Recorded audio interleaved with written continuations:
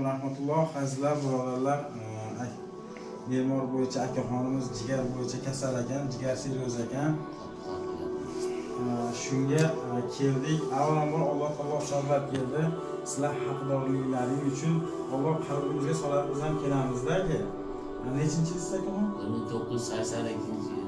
82 yil ekan, hech qayerda ishlamaydi ekan. Ayolingiz ham ishlamaydi, adashmasam. Yo'q, ishlamaydi. To'rtta farzandi bor ekan. Alloh uchun yordam qilinglar azizlar birodarlar. O'zlarining katta raqam nomerlarini qo'yamiz. Kerak bo'lsa aloqaga chiqinglar, yordam qilinglar, holatni bilinglar. Rentgen qog'ozlarini ham hozir bo'lsa rasmga olib ketamiz, kanalga shu montaj qilib joylaymiz. Ko'rasizlar. Bu o'tar dunyoda hamma narsa qolib ketadi. Mashina, mol-davlat, uy, joy, hamma qolib ketadi. Lekin siz bilan shu qilayotgan yaxshi amalimiz boradi. Alloh taolo hammanglardan rozi bo'lsin. Har doim aytganimdek, shu meni shaxsan o'zim qilgan xizmatimni payg'ambarlarimiz nomidan, ota-onalarimiz nomidan Alloh taolo qabul qilsin.